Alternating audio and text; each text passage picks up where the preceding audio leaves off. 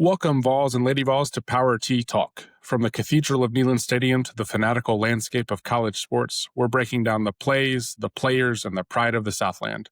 I'm Daniel, your host, here with my comrade and co-host, Zack. Grab your orange and white. Let's run through the tea. This is Power T Talk.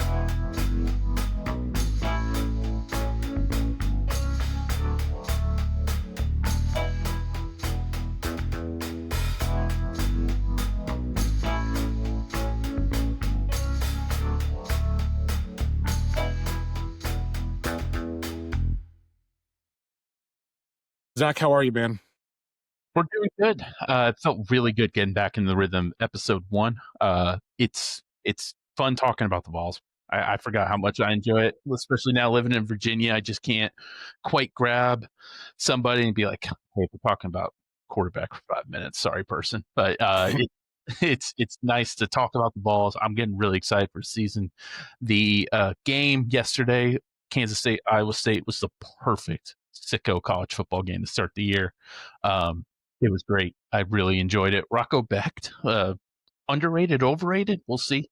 Avery Johnson, definitely overrated. That was pretty easy, but I'm excited for college football and ball football, and I'm glad we're starting with a Power 4 team this year.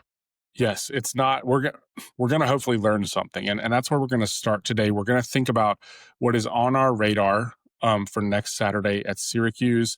We're gonna pull back a little bit right after that. We're gonna talk about the defense. We're gonna talk about the position group overall that has us the most excited, and we're gonna think about. I mean, we got a season coming up, and so we are gonna think about what success looks like for this football team this season. But I think first and foremost, we have to get Syracuse on the brain, even if it feels so far away and yet so soon. And so I'm going to kick it to you. What is on your radar for this Syracuse game, thinking about the team that we're excited to watch? Yeah, this is not Greg Robinson's Syracuse orange. A little throwback for our college football sickos there. I think we're actually going to have to learn some stuff with Syracuse. They were a 9-3, 10-3 football team. They did lose a lot of starters, and Kyle McCord probably should have got some more Heisman love, shockingly enough. But on my radar for this game, I want to see does UT actually employ different schematics and show diversity. If I see 15 bubble screens and we win by 14, I'm going to lose some hope for the year, even with a win, even if the defense plays great, even if we run for 200 yards. I want to see some actual schematic changes, not completely new offense. I just want to see, oh, hey, that's a passing concept we didn't see this last year. Oh, Mike Matthews did catch a 3rd and 6 bang eight for a first down. Oh, hey, we did actually run a Texas route with a back. Oh, Ethan Davis was lined up in the slot and they threw him the ball. Just little changes that need to be made in order for the offense to improve and become more diversified. I think if we see that, which they're going to have to against Syracuse, they're not going to run their 3 plays like we see in these FCS lower group of 5 matchups, group of 6 matchups. They're going to have to actually run real stuff. And I think it's going to be really interesting to see how much I don't want to say show because that implies they're going to hide stuff. I want to see what the offensive play calling is like, especially with Halsey kind of being on the hot seat a little bit. He's going to have to dial some stuff up. Is there a point in the game where you think that concern dissipates a little bit? And what I mean by that is, let's say we see it. Let's say it looks different. Tempo's back. It's flashy. We're in our bag a little bit play calling wise. We see some of that heavy personnel. If we're up by a couple scores, and again, I don't mean to assume anything. Like, It could get wacky week 1. There's a lot to learn still. But is there a point where you're like, you know what? We got a stable of backs. We talked about it in episode 1. Let's get them downhill and kind of impose our will a little bit? Or do you want them to try and, put more on tape? It completely depends on the game situation. So for me, if it's close in the 3rd quarter and it's like 7-10, we're up, then they've got to start just pounding the ball. Syracuse getting tired. I'm okay with that. But I also, if it's NC State last year and they're running tight end wheels, I'm going to be like, Okay, interesting. I don't think that will happen. What I want to see is if they come out that first drive and it's bubble screen to Mike Evans, dart to Lewis, 3rd and 4, they try a curl route to Brazel that falls short. Even if it's the first drive, I'm not going to panic. I'm going to be like, oh, I wish I could see something a little bit more. Uh, Eventually, the second half, it's going to be downhill if they have a lead, which is fine. I want to see first half a full plethora of the playbook. I do not want to see the first drive they throw in a couple wrinkles and then it's back to bubble screen, dart, little option, flat, tight and flat. Like I want to see consistent offensive plays in the first half. Not saying we have to change everything. I know the bubble screen's going to be in there. I know dart's going to be in there. I know an option's going to be in there, an RPO. That's all fine. That's part of the offense. That's great. But I do want to see enough changes where I didn't see last year's offense or 2023's offense. Yeah, I think something like let me tell you, I'm excited to see these running backs run dart and find and kind of weave their way between the center and guard and finally break one or get 12 a pop for a couple plays in a row. And suddenly we're in tempo and you see the defense freaking out. Like, I'm just ready for football.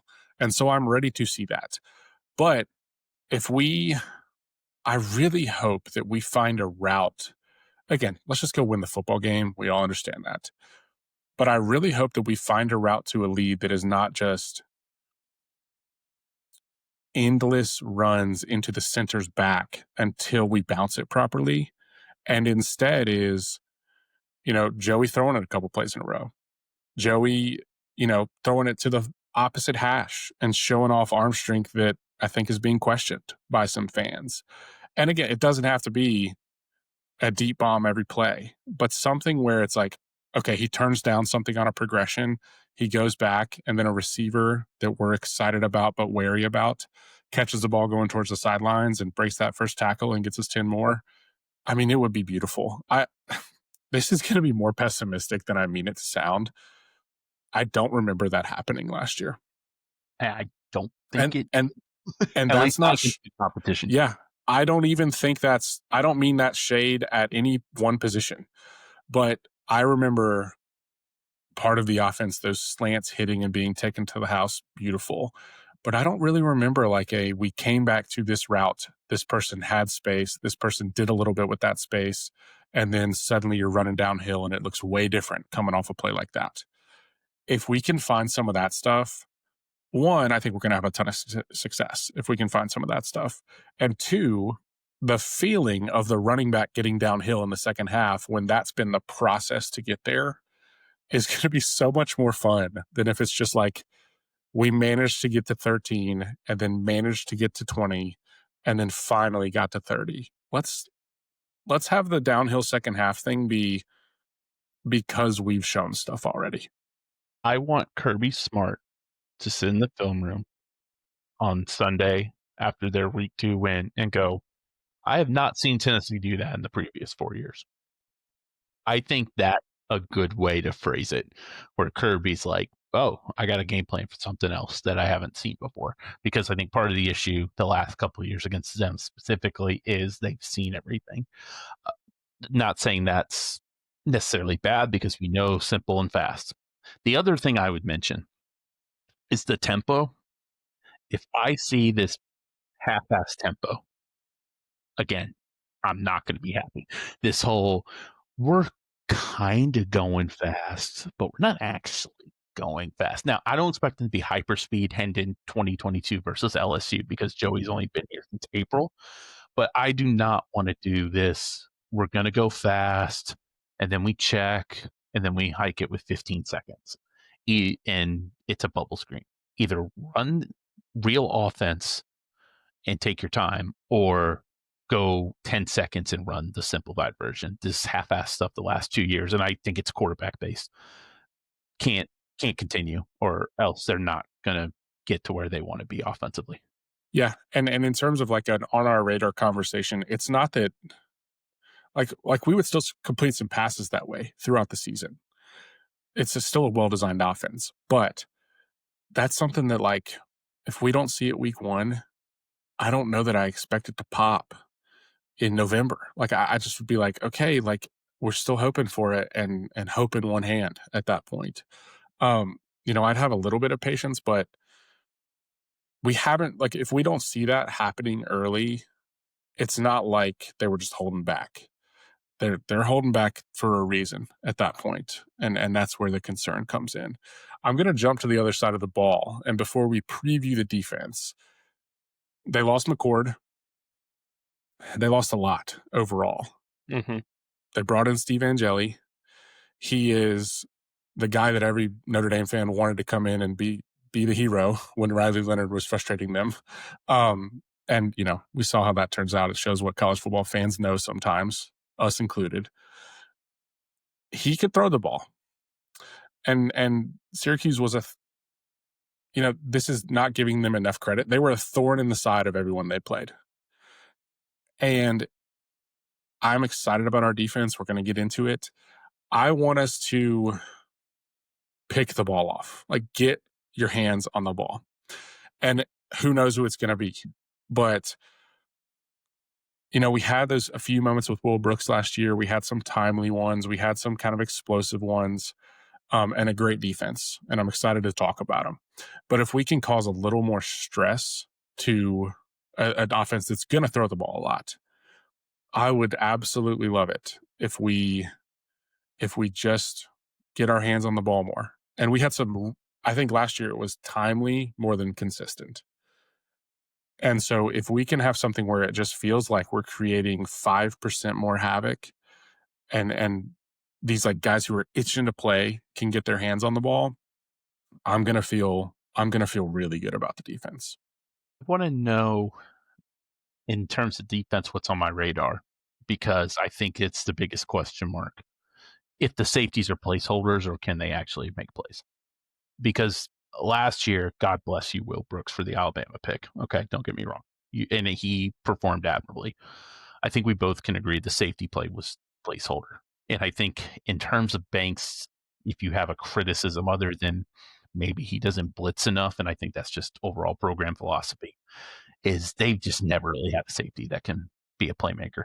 I think, can they actually get something from that spot other than don't let up a 60-yard bomb? Can they actually get something from that spot in terms of production? Because I think it's been fine, but I would like to see a little bit more. And I'll get to the secondary in a minute. Maybe Boo Carter's playing a little safety. We just haven't heard about it. It's possible. I just would like a little bit more from that spot overall. And I think against Syracuse, this is going to be a prime spot to maybe see if they can provide that. And the scary thing, the reason it's on my radar is if we're not ready on the back end, they're going to let us know. Fran Brown will throw the ball. Let me He tell you. will throw the ball. And Goes thank in. goodness they don't have Kyle McCord. McCord, I think, had 4,500 yards last year. Yes, he was a monster. He was incredible, and they had 3 receivers with 900 yards. 3 When we separate receivers. talked when we talked last episode about the former non-superstar ball that we would want on the team, we both ended up a receiver, and I think that's completely reasonable. The other thing I was searching for was like a Todd Kelly Jr. or a Jonathan Hefney that is just if that just a center fielder who is willing to go and get the ball. And it's not to say these guys can't do it, but I just think, okay, they're going to throw the ball. We have defensive lines who are going to make things difficult on an offensive line. If we had somebody out there who was just going to jump at the sideline and make that interception and just say, thank you very much, we'll hand it back to the offense now, I think it would elevate. And I'm so glad for the ones we had last year, but I want it to just feel a little more like it wasn't just a stressful moment of the game, and it was more like it could be 2nd and 10 and it could happen. Yeah, we're not asking for Eric Berry. Okay. But, and I apologize, McCord. He threw 4,800 yards. Yeah. Yeah, I just talked about people underrating him, and I did it. But it just would be nice to just have, break up a pass on 3rd and 6 on a post, be able to make a pick on 2nd and 10, safety blitz, which I don't think we'll see much, but just a little bit more from that spot. And then I do want to see the second edge spot as well. I'm not worried about Joseph. We got some numbers on him. I think this fan base underrates him. Just the second edge spot, I think would just be nice to get a nice production out of there with Herring, Ross, Bailey. West will play some edge as well. So, and just being able to see the bodies, like, okay, who's going to contribute on the defensive line? Is Herring and Ross for real, especially? Can they on 39 get to the quarterback?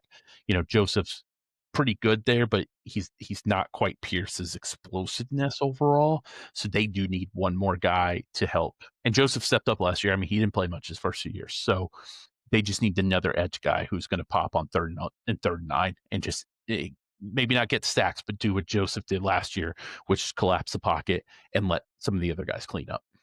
Yeah, that's the place I wanted to jump, and part of the reason I have some optimism about, like, let's get our hands on the ball a little bit is obviously the big loss on the D-line is James Pierce. It's not the only loss, Omar Norman-Lott as well. And we're gonna see what James Pierce does with the Falcons. Lord knows they need a pass rush, different topic for a different day. Pray the But future first. yeah, yeah, and so with him gone, and we could talk a little bit about, like, where he fit within kind of the, I think, a little bit polarizing opinions on him in the fan base. Where do you see Joseph's filling that role or not filling that role? And then what do we need otherwise? And you started to touch on a little bit. What do we need otherwise from the front to be not just solid, but disruptive? Yeah, so PFF is not perfect, but they can provide some excellent underlying stats that don't show up in the box score. And Joseph's is the epitome of that. He has the case as the most underrated edge in the country. He led the nation in run defense grade wise, which is really impressive. That's the entire country, not just SEC. His 18.4% pressure rate was 15th in the country among all defensive linemen. That is really impressive, especially when you consider Pierce was on the other side. I think he's got a chance to be special. He's a true fourth year senior. He didn't play a ton his first couple of years, and he didn't play a bunch of snaps last year. He played, I think he had over like 350, somewhere around that, which over 12 games is not a lot when you actually think about it, because they rotate so many guys. Mhm. So he's, I think, got a chance. Like, he's not going to stand out like Pierce does with just that raw athleticism. I don't think he's going to have a Virginia 2023 game like Pierce did, but he's got a chance to be an all SEC first team, second team All American. I would say top 50 pick next year. And then with him, the other side, they're just going to have solid play. They've got Bailey, they've got West, who we know do their jobs well as that other edge, and they like the bigger body. Joseph isn't that, so I think that's part of the reason he didn't get a lot of snaps, because they had Pierce. But just that other spot, it's going to be really interesting because they have some guys. They've got West and Bailey, and then they got Herring and Ross that can provide the juice. I mean, they've got 5 defensive ends that I would not be fine. I thought Ross really popped later in the year, and Herring has always just been solid. He hasn't been a superstar, but he's always been at least solid when he plays. And of course, it's, I trust Rodney Gardner t-shirt on right here. So that's part of it. I think they got 5 guys at edge that I feel comfortable playing SEC ball with, which, other than Georgia, I don't know if anyone else can say that in the SEC. Yeah, I mean, talk about a luxury. I mean, the number of times we've had to, like, kind of like just close our eyes and hope someone can set an edge. Like, the times we were asking people to set an edge that simply were not qualified to do it in SEC play, it's some nasty flashbacks, man. It's some nasty flashbacks, and we don't have that problem. I think Pierce, for me, was simultaneously overrated in the sense that overrated by the fan base in the sense that I don't think he bends the way totally elite pass rushers bend. And we kind of saw that in where he got picked. Like, he may not be Abdul Carter, Mhm. but I think our fan base undersells a little bit how much better he got in the run. Like, he Yes. got to where he could hold up. He was a smaller guy. He's more there for his athleticism. He's there to rest the passer. But he got to a point where he was holding up in the run and was just a problem throughout the game for defenses. And then when the lights come on, he flashes, flashes, flashes. And so we know we have that in Joseph's. If we can recreate that on the other edge, one, Joseph's maybe a slightly better pass rusher than we realize. if we can recreate that on the other edge to get a little bit of flash, because we know we're not bringing a ton of pressure, then the only remaining question is kind of who replaces the Omar Norman lot on the inside that could kind of bring a little bit of pressure from there. And again, I have a lot of faith in this unit to hold up. I have a lot of faith in this unit to say, you're not moving us. But to affect some of the quarterbacks that some of the offenses we're going to play, to get out of Lagway, to make him uncomfortable on our schedule, you got to be able to collapse the pocket. And so who do you see in the middle of the defense that, again, like if you have faith in them to hold up, great, and note that. But who do you see as someone who might be able to affect the pocket and collapse it, if anybody? This was the spot for Davian Hobbs, I know, I and, know. and it sucks. It does not look like he's going to be out the year, but he's going to definitely miss September. Eason is perfectly capable. He's one of, I think, the last 3 Pruitt guys, if I'm not mistaken. He's been an excellent volunteer. He's been very good. Jackson Moy, I thought every time he was in, I noticed him. And for defensive tackles in this scheme, that's important. And I love his energy. He plays his ass off. I think those guys are perfectly capable 5. Hobbs was the guy you were thinking, could he take over the Norman Lott spot of production? And I think it hurts that he doesn't. I don't know if this is the plan. Defensive rotations. I mean, we didn't hear about Joseph in camp that much last year, right? Defense, it's really hard to judge on 15-minute open media portions. I think Tyree West, if they want to go with a little bit more athleticism, can really step up in the edge. And I'm a guy, you you can't put all 4 of your best guys on defensive line, because if all 4 of your guys are 250-pound edges, it's not going to work. He's 290. I feel like he would be fine, especially if he's playing like next to Moy or Eason, who eats. Mm-hmm. I thought West was really, really good last year. And I think if they move him inside and give him some opportunities on 3rd down, we'd be like, hey, we're going to take Moy out, put West in on 3rd, or we'll take Easton out on 3rd down. I think he's got a chance to really pop. I think he's got a chance to be really good. A lot like Joseph, a true 4th-year senior. Guy didn't play much his first 2 years and really popped and had a great year last year. So I'm looking for him. He's going to play some edge spot too, or I guess you could put down lineman end, whatever you want to call it. But I'm really excited about him. I just overall, like I put in the notes that we talked about, depth and dudes. They're Yeah. playing 8-10 guys. And based on Gardner's track record, who might have been the most important hire Heupel's made, I basically trust anyone. The question is just going to be, can they, their baseline's going to be good because it's Gardner. Can they do what they did last year and be elite again? That's really the key. Yeah. Yeah. And I mean, I think the lucky thing is, and they don't always need luck, they're that good, but the lucky thing is when you're trying to do it in Neyland, they got a big help on their side. Someone who 105,000 people who are going to help them kind of reach their potential a little bit. I want to move back to the next level of defense. I want to talk about the linebackers.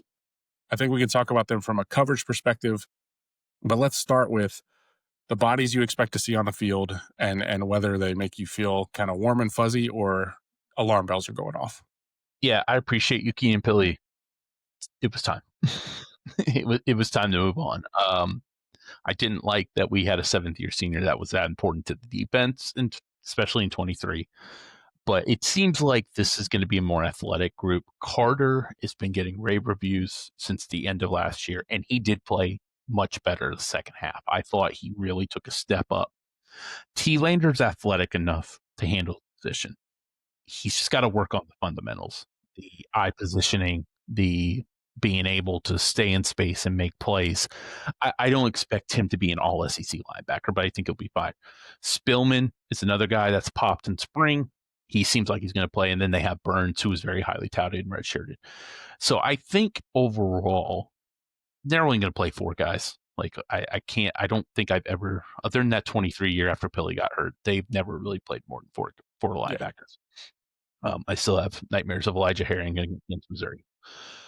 But I would imagine that this group should be fine. I don't think they've got any studs. I think Carter can be good. I don't think Carter's Al Wilson. Uh, I think that's fair.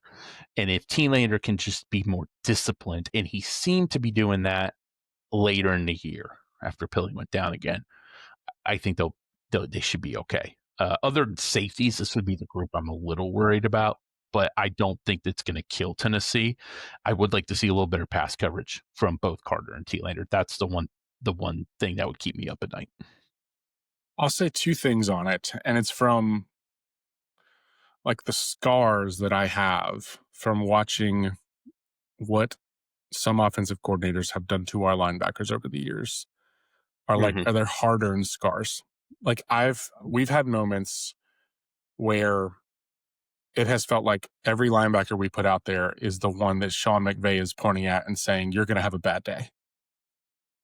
And like just like toying with them and just seeing like, okay, little chunk, little chunk, little chunk, and you are gonna make a mistake that's worse than the one you just made, and we're off to the races.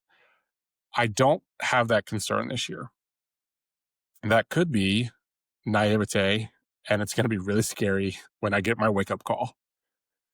The other thing I'll say, and the reason I have some optimism here is, there's so many good linebackers in the SEC that who knows how you break through there, but I think Carter could be an all SEC guy. I think he's athletic enough. I think we sometimes forget that he played a lot last year when he's pretty young. And so I don't mean that he's going to be one of these, like, suddenly he's getting talk in the top 15 of the draft because of the position he plays. Mhm. But I think he could absolutely be one where he is just every single week he is so solid on a good SEC defense that he makes the most sense as that pick, first or second team linebacker in the SEC. I could be wrong, and it could still be okay. But he's the first time in a while that I even feel like I could say that with a straight face. Jalen Reeves Maven, is that the last Yeah, guy we yeah. could really probably say? And I will say this now: there was a low bar in 23. I Eli Drinkwitz, if he ever tries to get an NFL job, he can just put on that game film as his resume. Uh, William Inch did a good job last year. I thought they did. Again, the Pilly stuff.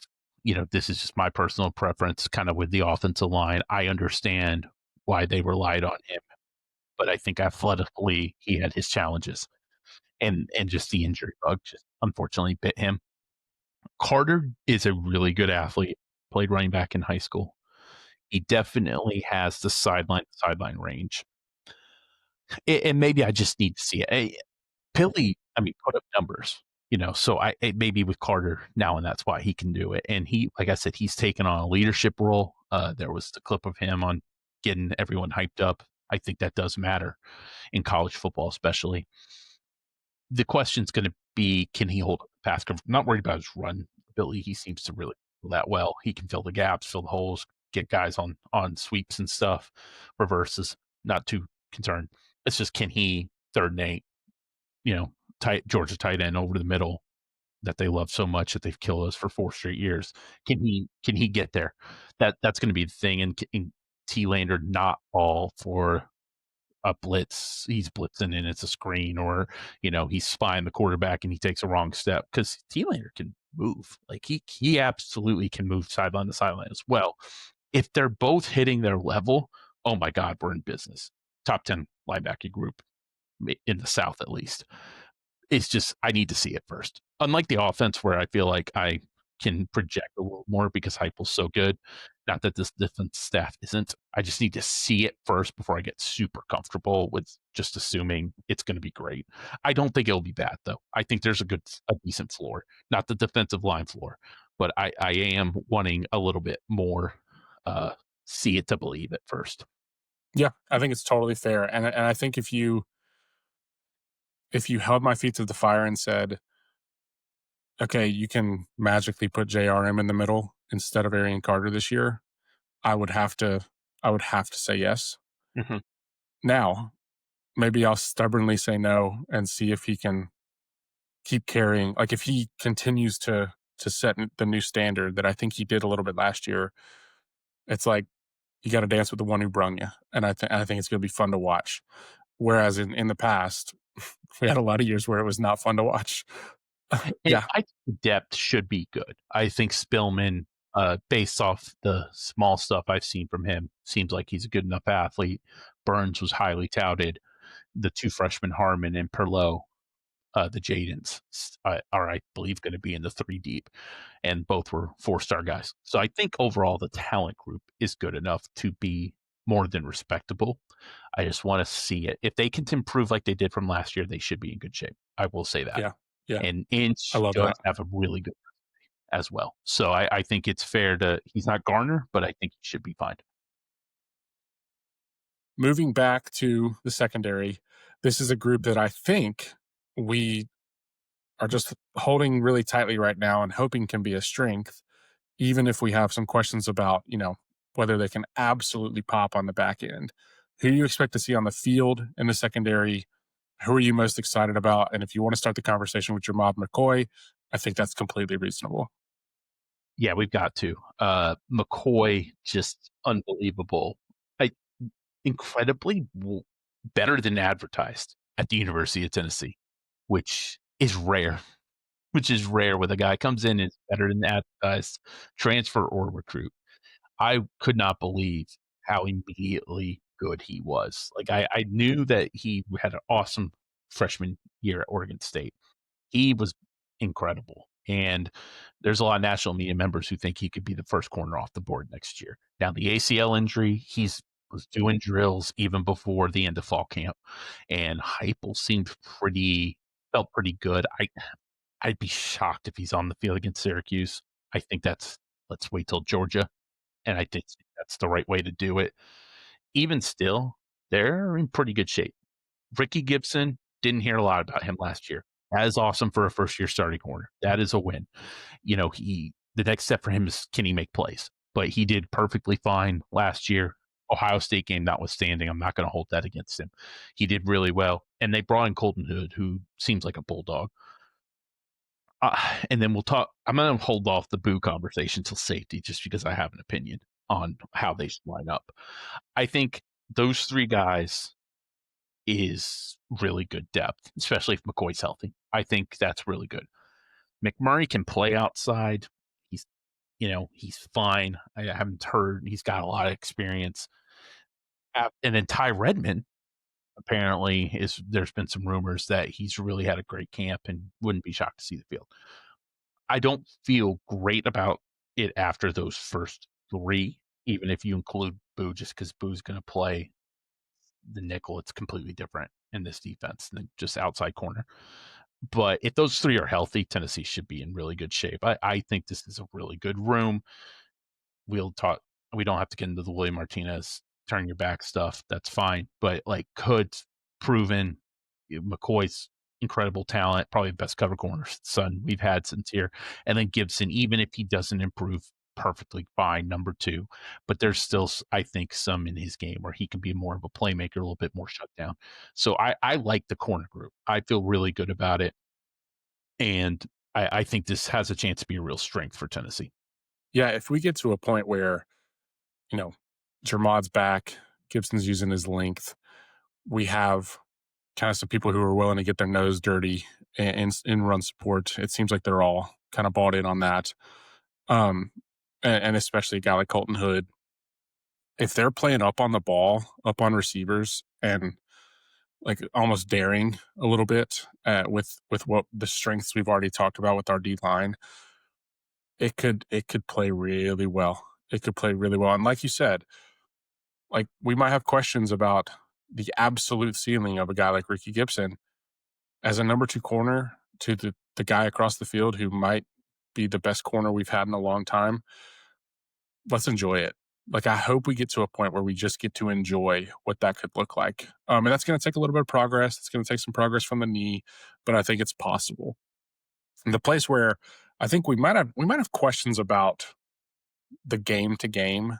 Not I don't expect it to be as a disaster, but just more questions about what it's going to look like is the safety position.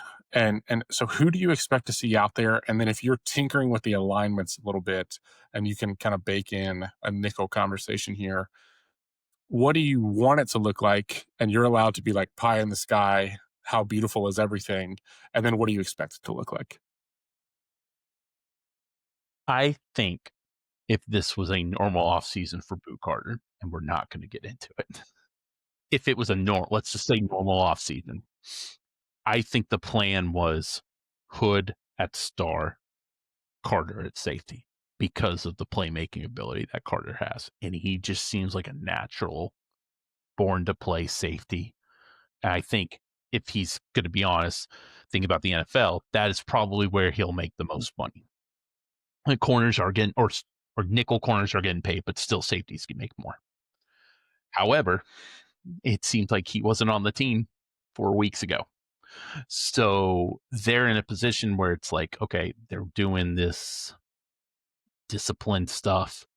How much rep is he actually getting? Can he actually move the safety? Now, he's such a good athlete that I don't know if it matters.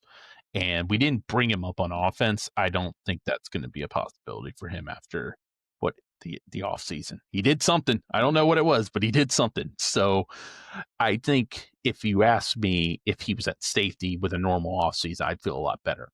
I like Turntine. Started out at Ohio State, uh, but he's a guy that's never really held the position.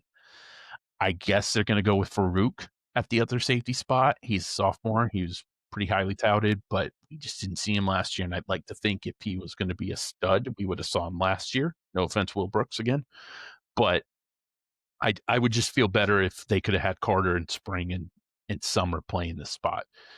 Overall, I think they'll be fine because they've never. I can't remember a situation where a safety play killed them. So I think defensively, it's designed to just be like, hey, if we'll play too deep all day, that's fine. It's no big deal. But it would be nice if Hood could play that nickel spot and then you move Boo to safety and get a little bit more dynamic back there. Because I just think Turrentine's just not he's just not dynamic. I need to see it with Farouk. I know Boo can be.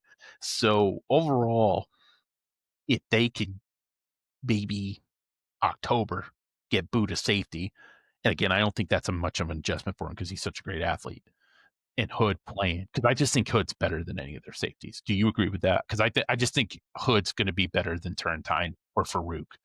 And I'd rather just, unlike defensive line where you have to have alignments, defensive back, you need to put your best five on the field. That's what I was going to say. Is I don't know if Hood would be better as a safety necessarily.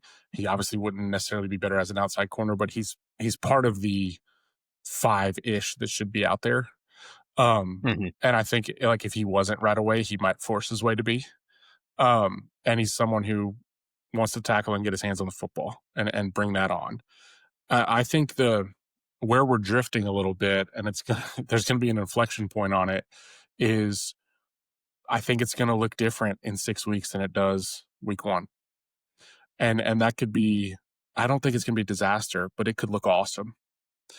And if you have what we have on defense and the faith we have in it, and then you have something pop in a good way, that's where it's like the person who wants the ball in his hands a lot is going to get the ball in his hands a lot because he's going to make plays. And then you combine that with maybe he's involved in special teams and it's like bring it on, but it's not going to be right away. I also think it wouldn't shock me if like Ty Redmond started one of the safety spots. Red, especially because he's like 6'2". So it's like I wouldn't be shocked if they were like Ty Redmond blew us away. He start. They're really good at keeping things under wraps. Like it's annoying, but it's also needed. Especially because I felt like Butch Jones, every fourth string safety was going to be the next Eric Berry, but that's beside the point. So it wouldn't shock me if like Ty Redmond's like starting somewhere, or if they do bring out Boo at safety and Hood at corner, or if McCoy's playing game one. Hey, with Heupel, you never know because he keeps things under wraps so much. It wouldn't shock me if Marcus Gorey Jr. comes out of nowhere and starts. It's really hard to just take these media sessions like I keep bringing up. So I'm not like overly concerned just because I think the entire defense has a floor because they're so well coached. Martinez not being perfect aside, but I think overall if they could, the best option is Boo playing safety and Hood playing star, especially because how Hood plays aggressively, and then having Boo as a back end making plays and cleaning up could just really, I think that's another level the defense can take. And part of that's Yes. on him. You know, if he's, I mean, would you be shocked to wake up one Wednesday morning and Boo Carter's been dismissed from the football team, Pete Thamel report? Probably not. But so maybe there's just a, hey, if we keep him at nickel and then Hood's our ancillary corner, and we keep Turrentine and Farouk back there, we're not making as many adjustments because we know what Hood is. That could be part of the roster building that Tennessee's going through right now. So that could be the case. But overall, if Boo's playing safety and Hood's playing nickel, I think that's when they're going to be at their best, especially if it's healthy. I don't know if it'll be the secondary group because we have questions. We just want to see what it looks like. If it is, awesome. We have potential first rounder there. Overall, what is your favorite position group on this team? We're talking offense, defense. We've previewed all the spots now besides the specialists, and I'm not going to pretend like I know everything about that.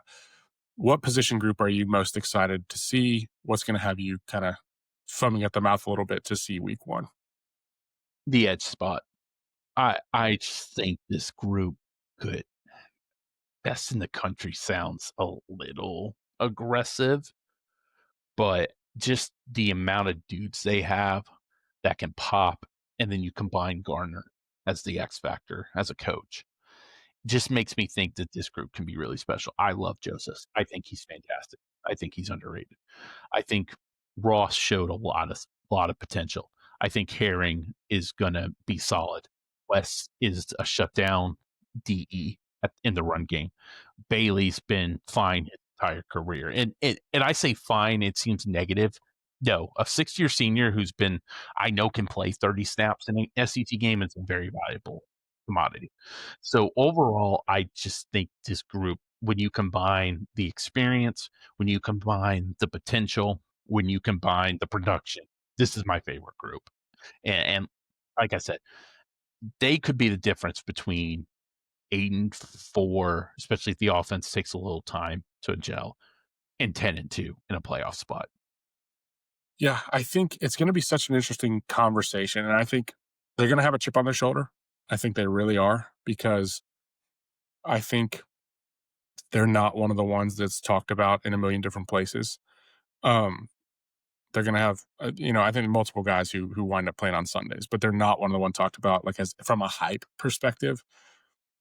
But I'm interested to compare kind of what that unit looks like overall to what like a South Carolina unit looks like overall, where you have Dylan Stewart, who again is like flash, and he gets in the backfield and he kind of fills that role. And they were such a strong unit last year. What does that comparison look like this year? Like where you have the flash and maybe the growth from him, but you lost a lot. We lost a guy who flashed too, but we feel like we can hold up. And when you think about those two teams with similar aspirations, different questions but similar aspirations, it could be like how high that unit goes that really determines whether they can reach their goals or not. And if it goes above expectations, the record will. And if it falls a little short, the record might follow. And so it's again, there's other people to compare to besides South Carolina, but like I think it's going to be fun to watch them play with a chip on their shoulder. And I love that from them. I also feel a little bit lucky to say that my favorite position group is the offensive line. Mm. I think you and I both are people who want to build through the trenches. Like if we're thinking about college, if we're thinking about the pros, we like the idea of building through the trenches. Like let's clean this up first, if at all possible, and it lets everything else exist in a lot of ways. I am frankly I am too optimistic on Lance Hurd, and I that's not me being a hater, but it's like I think that guy might have a little more than we saw in terms of we're not asking him to pass pro and just be a target in that sense. I think he might like he is actually effective as a pulling tackle in on these run fits. he is actually effective if he has a mean streak and can get out in space, and maybe him being a little bit better shape helps even more with that. And then on the other side, you got Big Dave, who seemed like he just went and took that position. Yeah. And, you know, he it just he made it he made it his. And for a freshman to do that, who we've had freshman tackles who take a second, and he will take a second in some ways, but he knew what he had to go and do, and it seems like he's done it, and it's not going to be without hiccups. But those two guys, and yeah, maybe admittedly, I'm thinking a little more about the run game now, but those two guys could take us places. Let's know with Heupel, he's not going to promise you a starting spot. And if you're an offensive lineman, you probably are playing as a freshman, even if you might be more talented than some other guys. The fact that it wasn't even really a question at the start of camp and he was the starting right tackle, I think you're talking, and I have to be careful, Lane Johnson, Panay Sewell type talent. Like, this guy could be 1-3 in 3 years. The fact that he won that job so easily, and it wasn't like he's a 6'6", like 320. I mean, he came in at 270, I think, 265, 270. So the fact he's been able to put on 30 pounds, 35 pounds, and still maintain his ability and win this job with relative ease, I see the vision. I absolutely see, and it seems like Perry has really stepped up to win that right guard spot. I like Pendleton at center. I think that's having a veteran guy there, a guy who's played that spot is valuable, especially with this offense. So I absolutely see it. Like I think we could maybe say after game one, be like, man, this offensive line's got a chance to be really, really good. This might be Heupel's best offensive line. That 22 group performed admirably. They way overplayed their talent level, especially even though Darnell was a top 10 pick. He's not been immediate lockdown right tackle in the NFL. They really outplayed and were incredibly productive.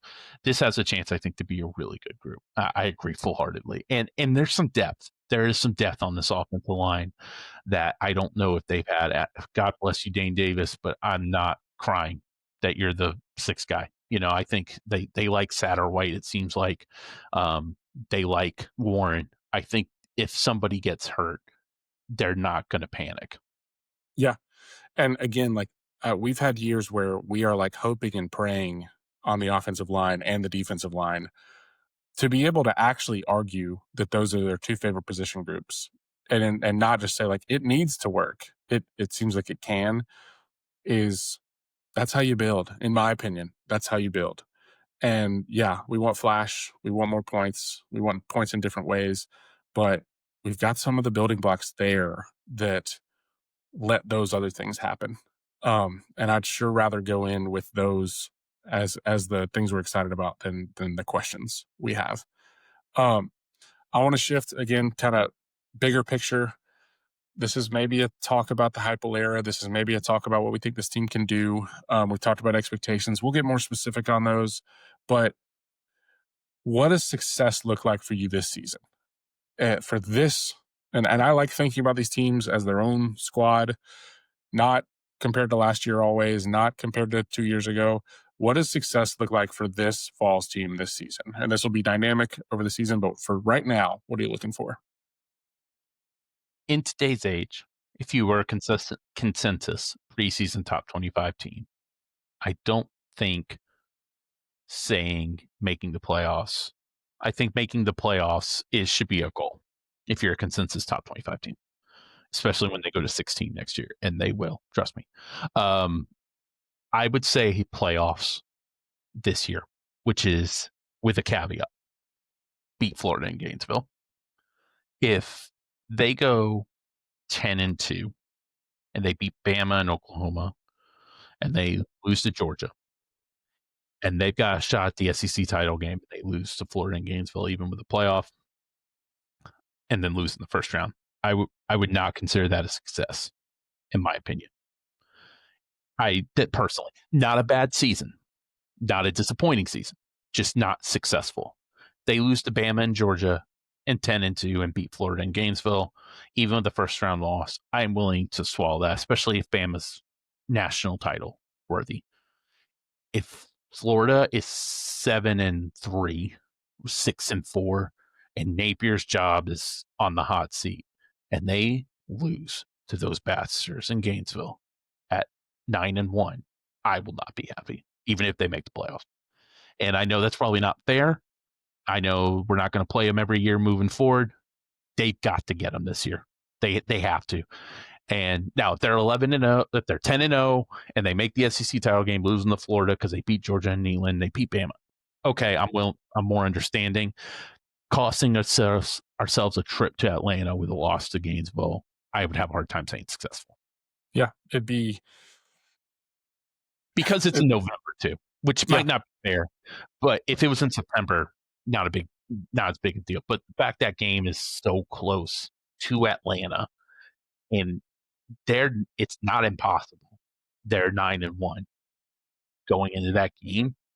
It would be really hard to stomach. I wouldn't start doubting Heupel. I would just have a hard time stomaching it. Yeah, it's one of those. It would just suck. It would just suck. Like we would have already done the work to go and take care of business there. And it's one of those where, we've had plenty of years where we lose down there and we weren't good enough. We've had years where we lost and we were good enough. We were better. But if we've done the work to where that is such a big game, we can beat them. And then if it just becomes what it's become too many times, that's a problem. For me, I'm going to talk out of both sides of my mouth a little bit. I want to go undefeated at home. I want Neyland to be a place that nobody ever wants to come again. And like there are whispers, and even louder than whispers, of that being the case again. Like Jalen Milroe never wants to go there again. And there's not really any reason he ever will. But if you said like, hey, you want to swing by, he would not want to. And again, like I think Alabama fans are like, I've never seen a fan base so happy to move off of somebody that they thought was the best quarterback in the country. And so I hope, again, I hope that whoever comes into that building has the worst day of their season. And I think that's possible. With the way we might be able to run the ball, with the way we might be able to play defense, I think there's a chance that it's like we're starting to have conversations around if we beat Georgia, which is early, if we beat Georgia and Neyland plays a big role, there's going to be some conversations around like, you know where nobody wants to go? And that right there could take us potentially to hosting a playoff game. And as soon as that's the conversation, guess where that team gets to come is back to Neyland. And I think we like barely missed out on it last year. And I don't know that it would have changed the outcome of that game if you flipped the home, but not many people would want to come do it. And so that's one thing for me. And now switching to the other side of my mouth a little bit, we gotta have I guess flip this phrasing a bit. We can't have the thing where we go to Tuscaloosa or we go to Gainesville and like suddenly procedural penalties and like, we just lose our minds a little bit. And I don't even mean like the Gainesville of it all. We've done it on the road a bunch of places. If there's one thorn in our side, it's that we get into some of these road games and it becomes like we're like we're a beat off. And that drives me insane. I know it drives the whole fan base insane. And it's because we know that what it can look like. And so even if we have like tons of strength at home, if you put us somewhere else and suddenly there are like kind of major rhythm things that get thrown off, it's going to make me wonder how easy that'll be to fix overall. It messes with our tempo. I know Joey's new to the system, but he has experience overall. We have a good line. We're excited about the trenches. Like we have every reason to be able to go in and dictate a game on the road Doesn't mean win by 40, but dictate a game on the road. I would love to see us do it. And we've done it here and there, drive like a couple drives here and there, but we haven't always just been totally clean. And I think we need that feel with so much experience on the team. The one Heupel bugaboo has been mental toughness on the road. It seems like, and I can start listing them: 22 South Carolina, 23 Alabama, 23 Missouri, 24 Arkansas, 24 Ohio State. If it does not start the right way, it goes downhill quick. Um, and at 23 Alabama, they actually did start out the right way, but that second half didn't, and it went downhill quick. So that I think is interesting that you brought that up compared to the home, because at home, other than Georgia, they kick everyone's ass I like they know. have. I think they lost to Ole Miss and Pitt, and that's it. So they haven't lost a non-Georgia home game in 3 years. So they kick everyone's ass at home. They play great at home. Never had an issue. Even with some of the slow starts against Bama and Florida last year, the defense was ready. So I mean, they come in ready to play. But just they either need to be mentally tougher on the road or they need to start faster at the road, because that's going to determine the season. That Florida game is going to determine the season and change it. If they go 9-3 and they lose to Florida, there's going to be some unhappy people. Now, if they're 8, they go in, they lose to Oklahoma, Alabama, Georgia, whatever, and they lose to Florida, I don't think it really matters. But if they cost themselves an SEC title spot or a playoff spot with a loss to Florida, it's going to change the narrative of the season. Heupel will not be on the hot seat.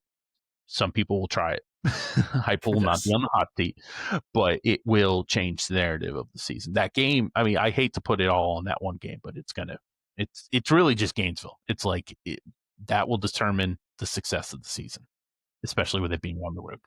Yeah, and I mean, if we've cleaned up enough and have played so well that that game can go poorly and we still have kind of the outcome we want, awesome. Good job.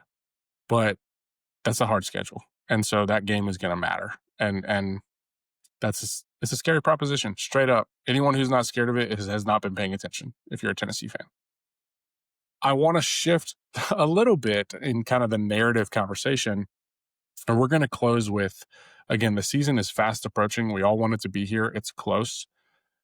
We're going to look a little bit more at the week 1 slate. We'll review some of the week 1 slate afterwards.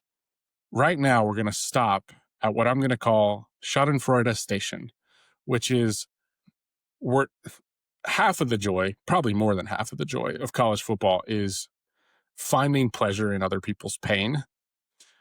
And we're going to lean into that a little bit. And so we're not thinking about the season long narrative. We're not thinking about, like we can't say, I want Texas to lose every game, even if we want them and their neon brown to lose every game. But for week 1, what outcome in week 1, and you can go specific or broad, but what outcome in week 1 would give you the most kind of sick joy? And you just you just want it so bad, and it's so college football, and it's so welcome back, and it's just you can't help yourself. Excluding Bama losing to Florida State just because that's a rival. Um, Right. LSU LSU losing to Clemson and Kelly losing his 4th straight opener would be hilarious. And I think that would put him on the hot seat.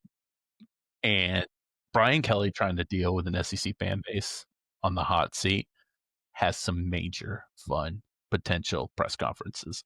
I don't know if it would bring back the Cajun accent, but we might see it. It might come back. So I think that would be the most fun. And not that I want Clemson to have success, but just a 4th straight season opening loss where they're behind the 8 ball again. And Kelly's now dealing with questions about getting his team ready again and again. And they have a pretty tough schedule. And I think that would put him on the hot seat. And I think that has a chance to be hilarious because they got to play Florida week 3. If they're 1-2, he's going to feel it. And Brian Kelly being on the hot seat in Louisiana in the SEC in 2025 has some major meme potential. Yeah.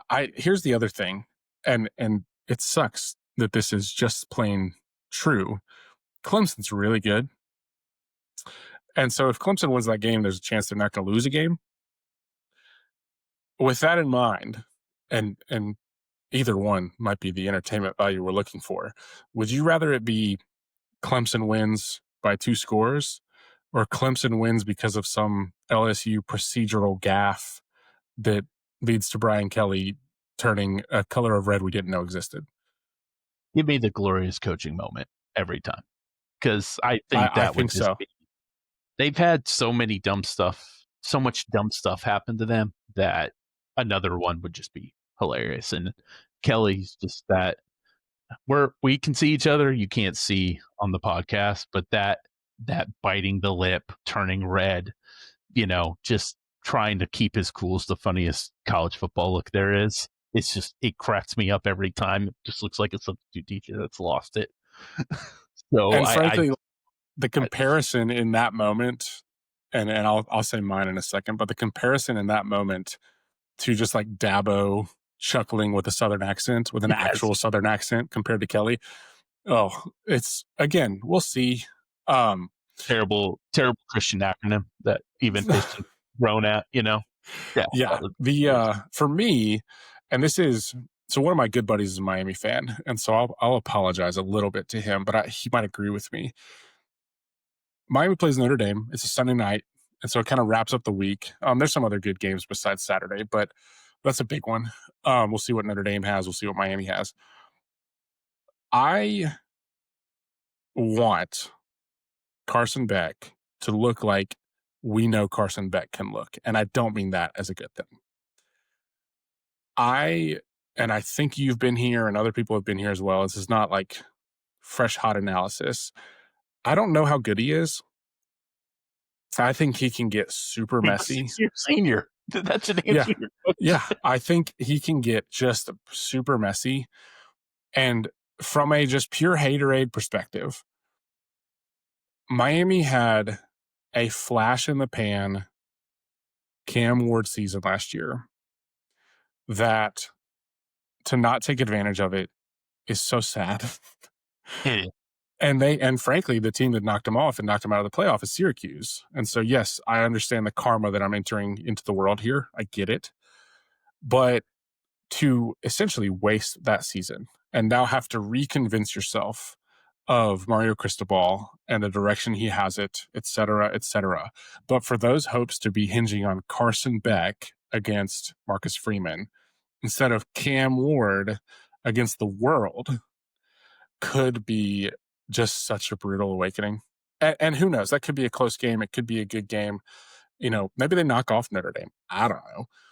But if we just are riding the Carson Beck roller coaster instead of the like luxury ride that was Cam Ward, I just can't imagine the groans coming from Coral Gables. I think Mario Cristobal took over FIU in like 2010, and I still don't know if he's a good FBS coach or not. No clue. No clue, none. The numbers say yes, and then I watch his teams, and then I watch what happened at Miami, where they literally I just blew it.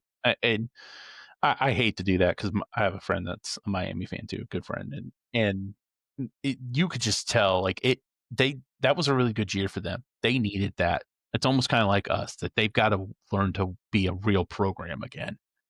But the fact they blew it the way they did with that quarterback, who I think has a chance to be a very good NFL quarterback too. Yeah, it would be really interesting to see if Beck is bad with how much money they paid him and Cristobal is not exactly what we would call the most patient man to exist. It would be really interesting to see what happens if they Yeah. start out. It reminds me a little bit of like the just dynamism of Josh Dobbs Mhm. being held back by the person who was coaching Josh Dobbs. Cam Ward might be the reason we even have any optimism remaining about Cristobal. And then the bad version of Carson Beck is not like, oh, they're fighting it out on the schedule. The bad version of Carson Beck is he's not playing in week 5. And so again, from a sympathetic but pure, I'm gonna chuckle a little bit perspective, I hope it's a roller coaster. I don't need a clean Carson Beck performance. I need it to be rough. Last thing I would say about the Schadenfreude part of it, there's like a 0.001% chance that if Belichick gets blown out by TCU Monday night, that the next day he's just like, "I'm not doing this. I'm I've just seen a gonna go f- hang out with my 24-year-old girlfriend." There's like a 0.001% chance it happens. I would enjoy it. I I would mean, enjoy I it. just I I I just don't think it's gonna work, so him losing, like, 38-10 to TCU and then him having to deal with college reporter questions. You thought NFL reporters were dumb. The So dealing with that, I like there's like by Wednesday morning, he's like, "No, I'm good. No, I'm out." the closing thought, and it's a game that we haven't even mentioned, is we have 1v2 to kick off the season. Mhm, We have Corso's last game day. mhm. We have Kleenexes ready for it. And I cannot wait for college football to get started. And we will come back with thoughts on the game. We will come back with a review of the game, hopefully a positive one. Um, but I'm excited for the ride. I'm always excited for the ride. Um, and I appreciate y'all listening. It's gonna be great. Really excited week 1. Like I said, it just feels better that the Vols are playing a decent opponent. No offense to the FCS opponents in the past, but like we're playing a good opponent. I can't wait to talk it out. This is going to be the plan. 1 hour to 110 once a week. We're going to try and do our best to follow it. I'm really excited about the season. I think Tennessee's got a chance to have another memorable year. Just maybe even better than last year, maybe not, but I think with Heupel, we're now getting to the point where we can expect good. Now it's the question is, can we get the great? Let's enjoy the ride, y'all. Go Vols. Thanks, guys.